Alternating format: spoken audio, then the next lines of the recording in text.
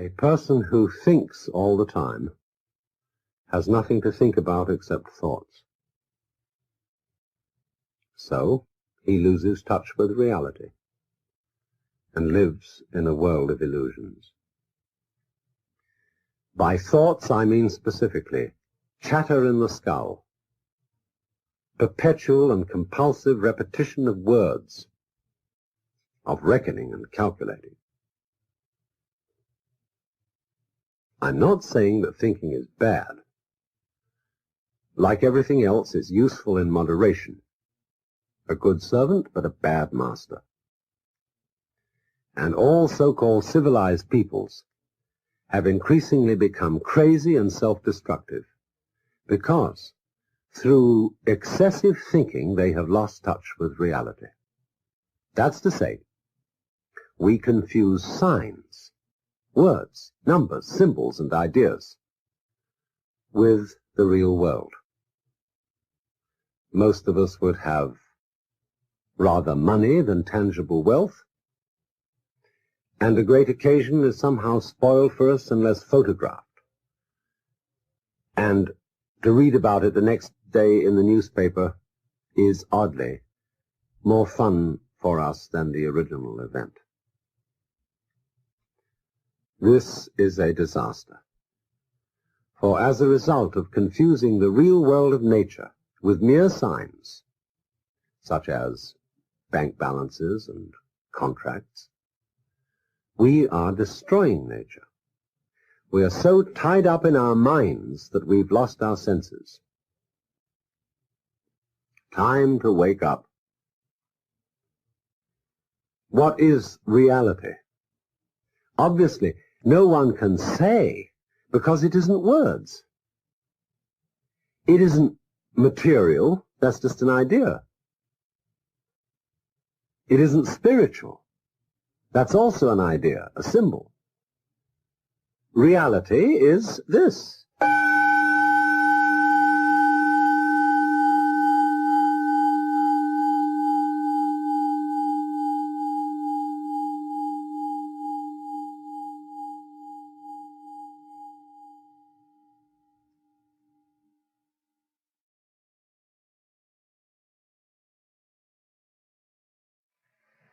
Realize that anybody whom you consider in matters spiritual, psychological, and so on, as an authority, has this authority because of your opinion that he has, or she has. How do you know? If you say, for example, like a Protestant fundamentalist, that you believe in the Bible, that the Bible is inspired, or you may say as a more liberal kind of Christian that Jesus Christ is the greatest being that ever lived on earth. How do you know? It's your opinion that that is so. Lots of people may have told you so, and you may be very impressed by those people, but you bought it.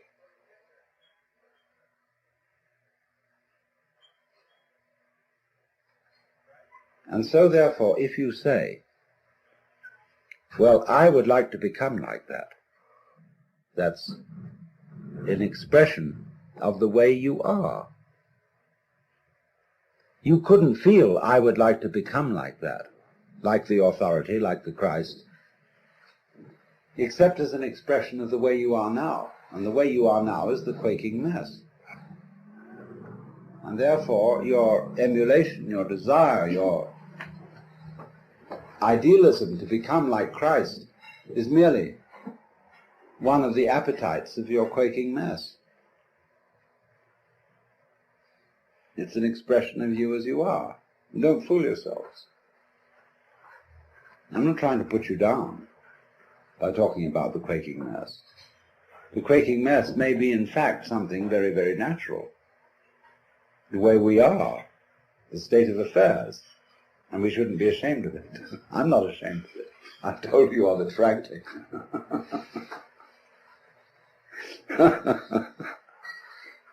But it is important not to fool oneself about this.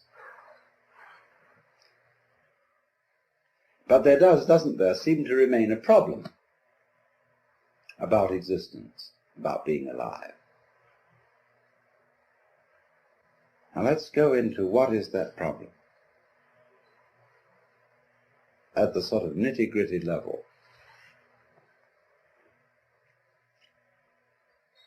Very basic in our thinking is that we, as it say, one must live. We need to survive, to go on.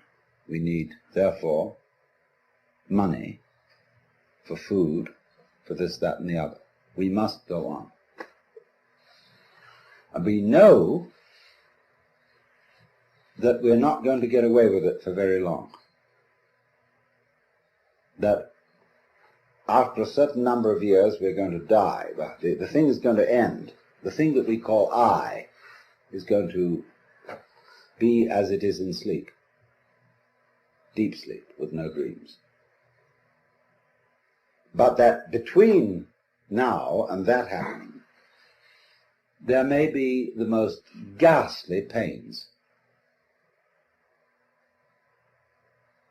Not only perhaps the pains of physical disease, or being wounded or hurt, but the pains of worrying about our failure of responsibility to people who depend on us.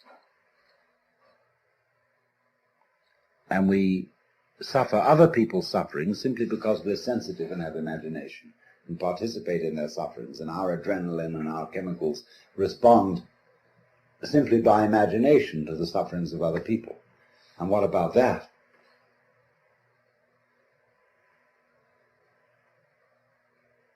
And so we can look at these problems and say, now, quite obviously, all these problems cannot be solved in a physical way. That is to say, we do not expect in our lifetime that medical skill will make us exempt from death.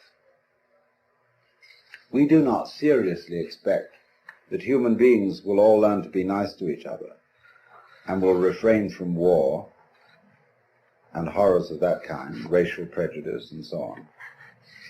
We don't seriously expect to find a method of being protected by taking some sort of drug against all possible disease and pain. So therefore we say, now maybe there's another way around. Maybe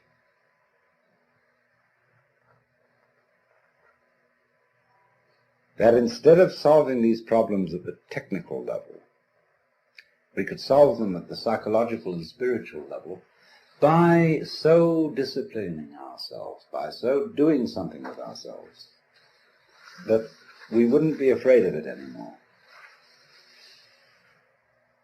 And so, in accord with that motivation, we seek out spiritual teachers, psychological teachers, this, that, and the other. Could we somehow be made over so that we don't worry about the quaking mess by a spiritual discipline or whatever?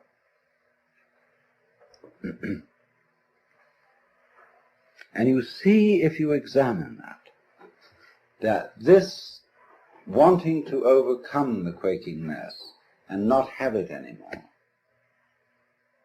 that precisely is the quaking mess.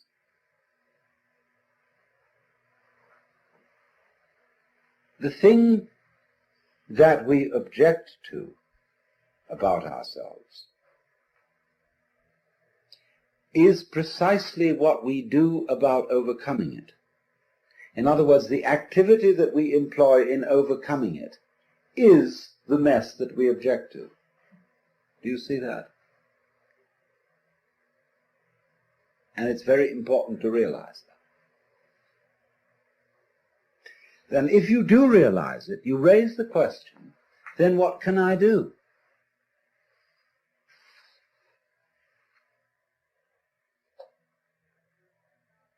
What can I do to transform the quaking mess into the state of mind of the true mystic?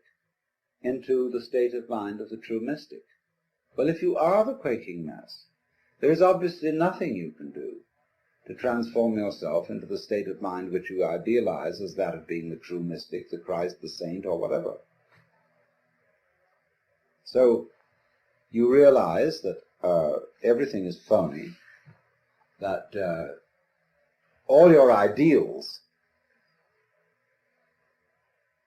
are simply manifestations of the quaking mess, trying to get away from himself.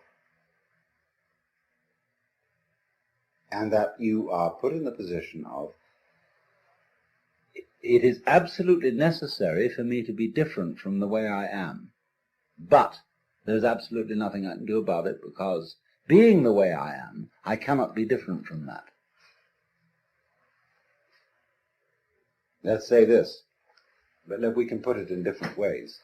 I know that I ought not to be selfish, and I would very much like to be an unselfish person, but the reason why I want to be an unselfish person is that I am very selfish and would far more love myself and respect myself if I were unselfish.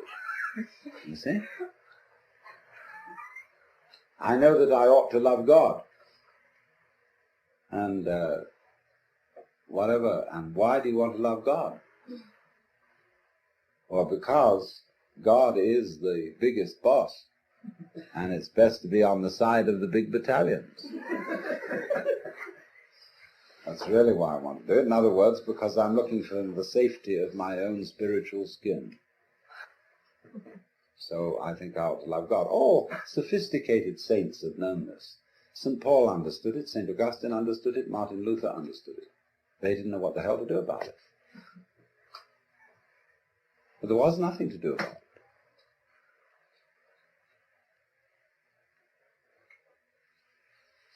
And yet something has to be done. Obviously. But you realize when you really look into yourself, there's nothing you can do. And this, therefore, is our point of departure. That we here, perhaps not, mutually realize there is nothing we can do to be anything else than what we are.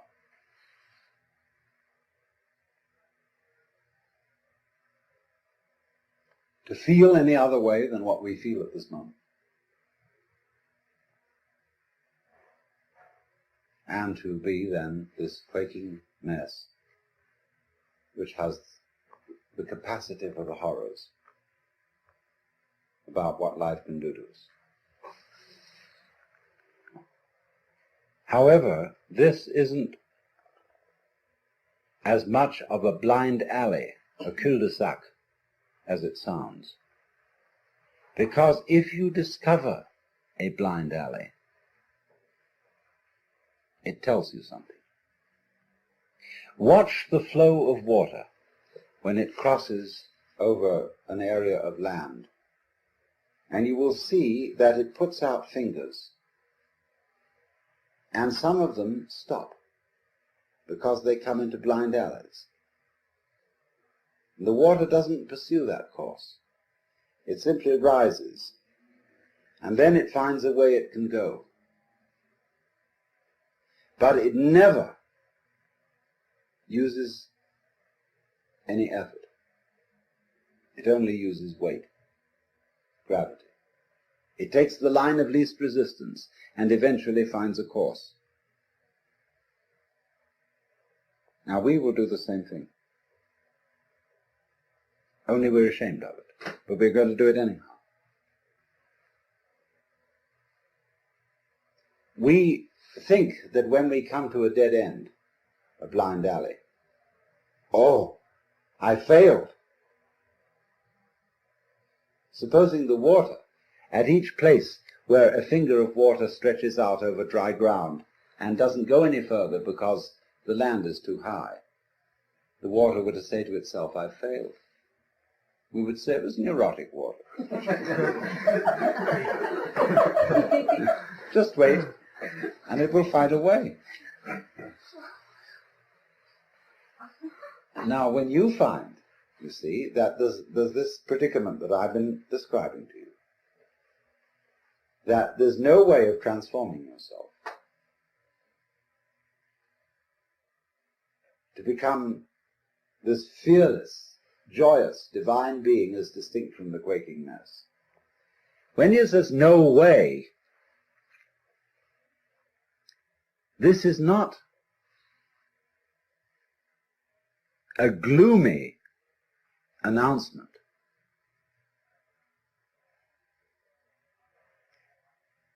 It is a very, very important communication. It's telling you something.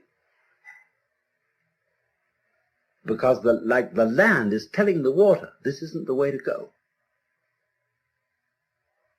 There's another way. Try over here. So in the same way, life is telling you that's not the way to go. It's telling you, the message underlying this is you cannot transform yourself, is giving you the message that the you that you imagine to be capable of transforming yourself doesn't exist.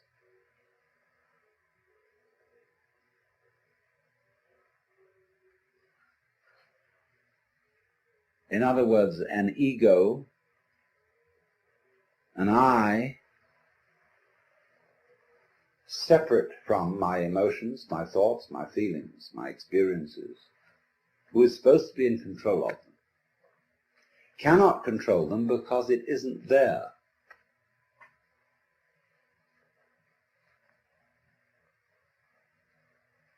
And as soon as you understand that, things will be vastly improved. Now we can go into this. What do you mean by the word I? We're going to make some experiments in this on some number of different levels, but in the ordinary way, what do you mean by the word I? I myself. Your personality, your ego. What is it? Well, first of all, obviously, it's your image of yourself.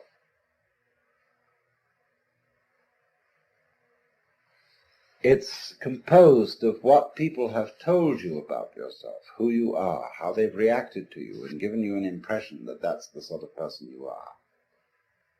It's all your education goes into this, the style of life you put on, and so forth. But it's an image, it's an idea, it's your thought about yourself, and I suppose yourself is in fact not this, but is, to begin with, your total physical organism, your psychological organism,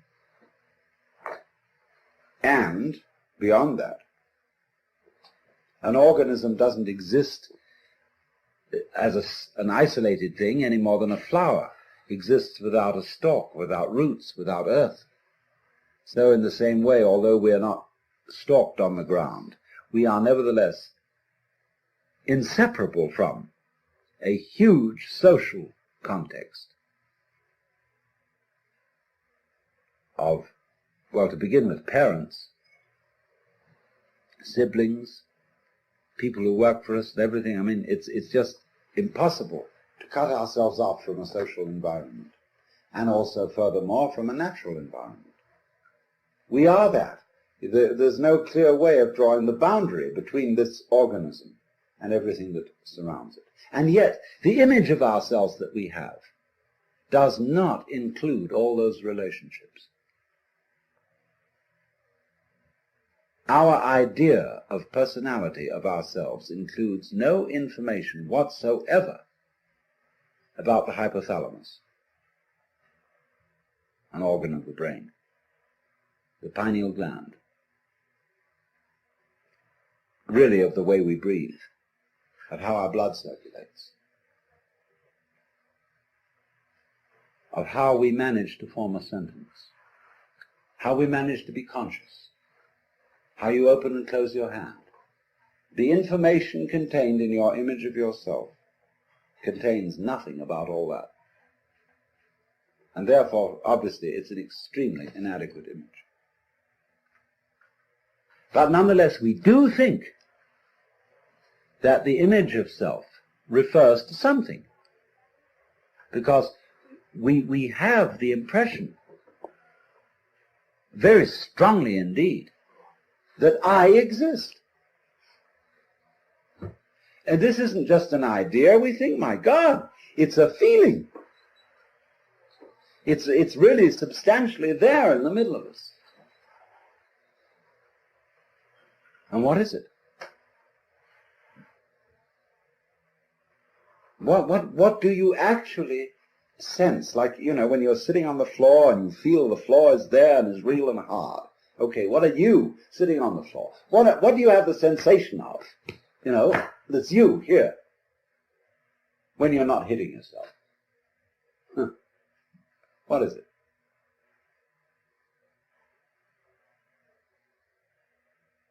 Well, in what part of your body do you feel yourself, the real I, existing? We can explore this very deeply, but I'm going to give you a preliminary and superficial answer. The sensation which corresponds to the image of ourselves is a chronic muscular tension.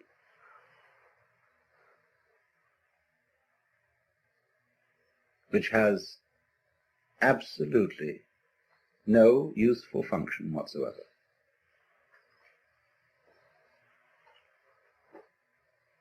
It is when you try, say, to concentrate.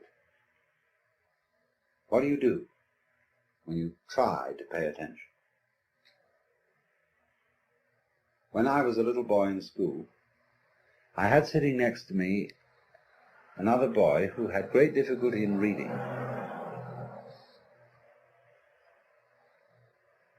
And as he worked over the textbook with its perfectly piffling information,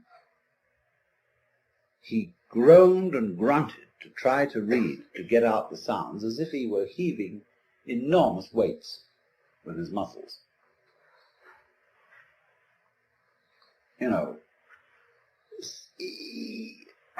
Spot, run,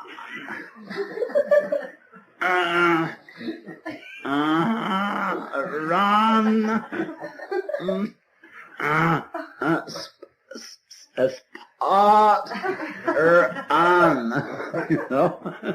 It was enormous weights he was heaving. And, the teacher was vaguely impressed that he was trying. Phew! And that absolutely, all this tying yourself up into a knot has absolutely nothing to do with the way your mind works.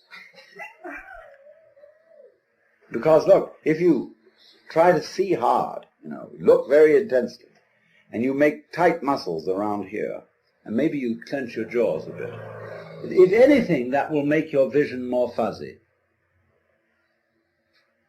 Because if you want to see something clearly, you must not make an effort. You must simply trust your eyes and your nervous system to do their thing. So you just look like that. I was writing the other night and I completely forgot somebody's name. But I knew that eventually my memory would produce it. And I just sat for a while and said to my memory, "You know very well who this person is. Please give me the answer." And so, boing, there it was.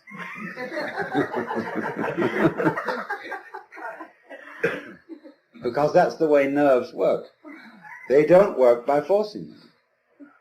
And yet we've all been brought up to try to force our nervous activity, our concentration, our memory, our comprehension, and indeed our very love.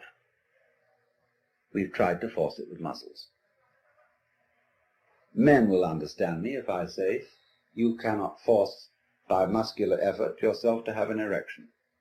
Women will understand me if I say you cannot force yourself with muscles to have an orgasm. It has to happen, and you must trust it to happen. And there is absolutely nothing you can do about it by using your muscles. Nothing, nothing, nothing. So in precisely the same way. Well, let's complete the picture. So therefore, the notion that we have of ourselves, of ego, is a compound of an image of ourselves which does not fit the facts, and a sensation of muscular straining which is futile. So that what you conceive to be yourself is the marriage of an illusion and a futility.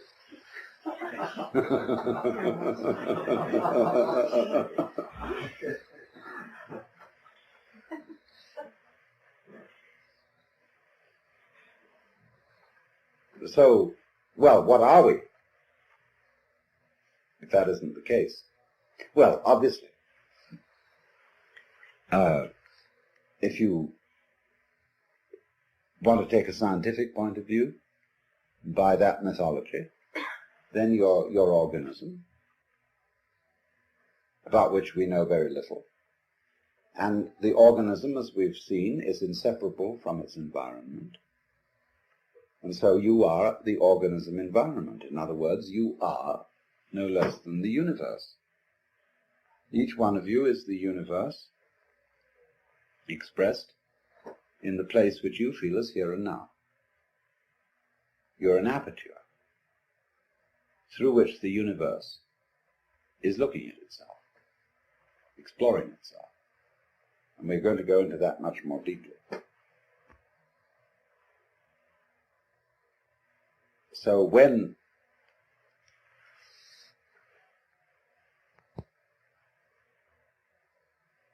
you feel that you are a lonely,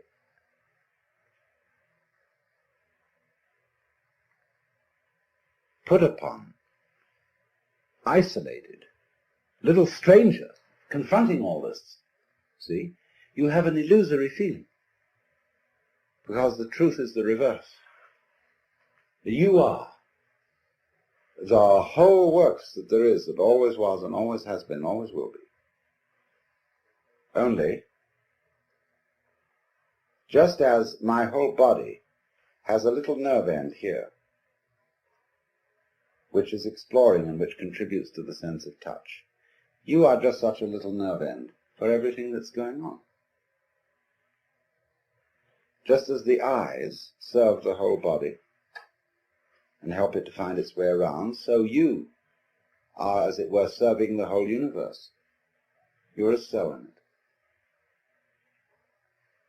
And it's exploring itself. So that you as a function, you are a function of all that. And therefore, if this is so, it just doesn't fit these facts do not fit the way we feel. Because we feel it the other way around. I am a little lonely thing exploring all this universe and trying to make something out of it, get something out of it, do something with it. And I know I'm going to fail because I know I'm going to die one day. So we're all fundamentally depressed. And think up all these fantasies about what's going to happen to us when we're dead and all that kind of thing. What's going to happen to you when you're dead? What do you mean, you? If you are basically the universe, that question is irrelevant. You never were born and you never will die.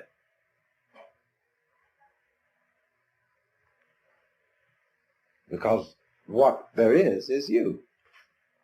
And that should be absolutely obvious. But it is not obvious at all. That should be the simplest thing in the world. That you, the I, is what has always been going on and always will go on forever and ever. But we have been bamboozled by religionists, by politicians, by fathers and mothers, by all sorts of people to tell us you're not it. And we believed it. So, do you see now why, if I put it to you in this very negative way, you can't do anything to change yourselves, to become better, to become happier, to become more serene, to become mystics or anything. If I say you can't do a damn thing, can you understand this negative statement in a positive way? What I'm really saying is that you don't need to.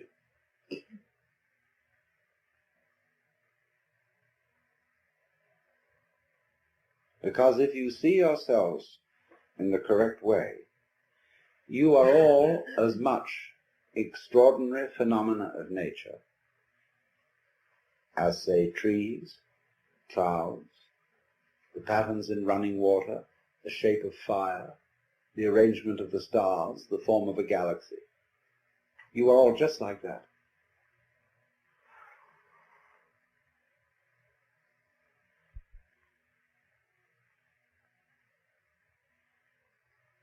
There's nothing wrong with you at all. Except that I have to add this little flip. You have in you, you do think there's something wrong with you. See? And there's no question, you do. We all object to ourselves in various ways. And I'm going to add, there's nothing wrong with that either. Because that's part of the flow. That's part of what is going on. That's part of what we do.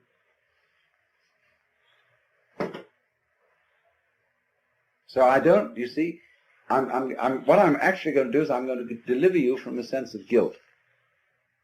Because I'm going to teach you that you needn't feel guilty because you feel guilty.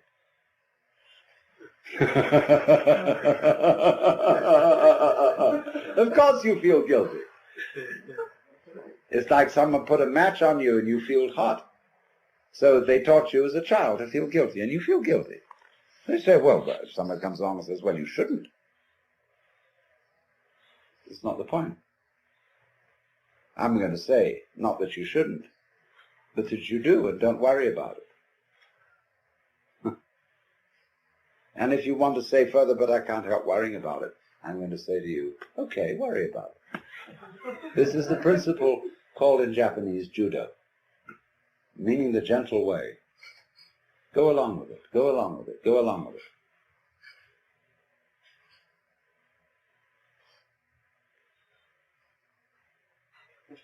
So therefore, this is the beginning of meditation. You don't know what you're supposed to do. What can you do? Well, if you don't know what you're supposed to do, you watch. You simply watch what's going on. Like, say, somebody plays music. You listen, and you just follow those sounds. And eventually, you understand the point of the music. The point cannot be explained in words, because music is not words. But after a while, in listening to any music, you will understand the point of it. And that point will be the music itself.